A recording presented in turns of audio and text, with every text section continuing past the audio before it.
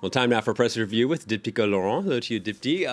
Hearts on your shirt, stars in your eyes. We're always charmed to have you on the set. But beginning with something a bit more somber, what's being called Black Thursday? That's right. It was absolute chaos in Britain on Thursday, with 4 of Boris Johnson's closest aides quitting his government. That coming days, of course, after a very incriminating report about multiple lockdown parties held at Downing Street.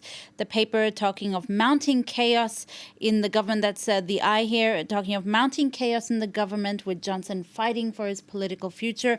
On top of that, the government also announced interest rate hikes, increases in energy bills, and soaring inflation. It's a perfect storm, Metro says, and payback time as we emerge from the pandemic. And a third drama as well, Chancellor Rishi Sunak's less than convincing backing for his embattled boss, the Sun accusing him of knifing the Prime Minister in the back and vying for the top job.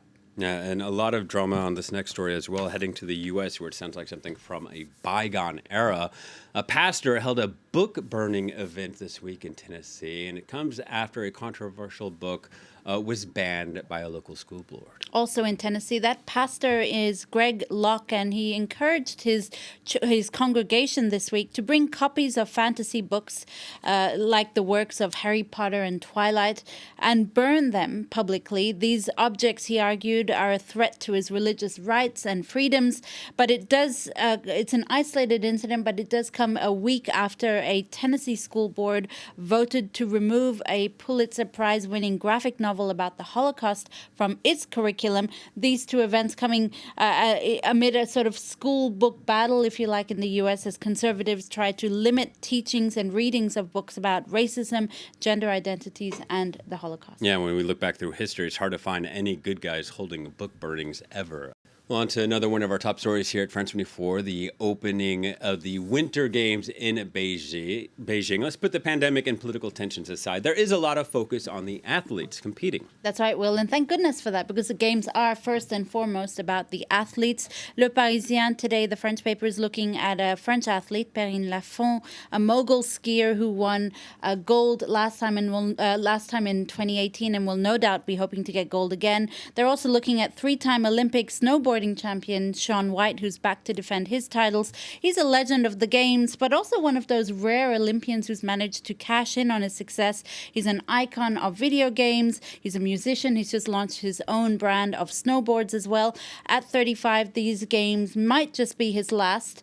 Le Parisien finally also looking at Chloe Kim, who was sort of the darling of the 2018 Games, captivating the public by winning the women's half-pipe snowboarding at just the age of 17. One athlete has a particularly tricky challenge at these games. That's freestyle skier Eileen Gu. She's one of the biggest stars of the year. The 18-year-old was born and raised in San Francisco, but she's competing for China, which is her mother's home country. She's also a model with numerous lucrative deals, so she's very high profile at these games. But it's her quest, the New York Times says, to please the Chinese government and continue marketing herself within the U.S. and abroad that may well be harder than any of the feats she performs on the snow. However, there will be one notable absence, though, at the opening ceremony. Well, you might remember the shirtless, you might or might not remember the shirtless, the shirtless, oiled-up Tongan flag bearer during the 2016 Olympic Games in Rio. Since then, the taekwondo and cross-country skier has participated in 3 consecutive winter and summer games and sort of become this Olympic treat that we look forward to. But sadly, he won't be in Beijing. He said on social media that he has another task awaiting him. He's been pretty busy recently, Will, raising money for his country after that devastating tsunami last month. And good for him. We wish him luck with raising money after that disaster. Dipty, you're ending with a few fun facts for us about the Winter Olympics. I love the Olympics because you always get these articles with fun facts that you never thought of. Let's stay with People magazine for this last story. Well, apparently the U.S. is the only team with athletes whose names are also the 2 seasons in which we have Olympic Games. So you have luge athletes Summer Britter and aerial skier Winter Hunter Vinecki.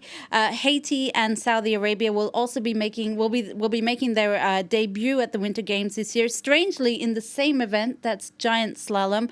And of course, there's a return of the Jamaican bobsled team for the first time since 1988. You'll remember that team's exploits in Calgary did inspire the movie Cool Runnings. Exactly, Cool Runnings. Yes. All right. Thank you very much, Deeptika Laurent, with a write-up of what's making headlines.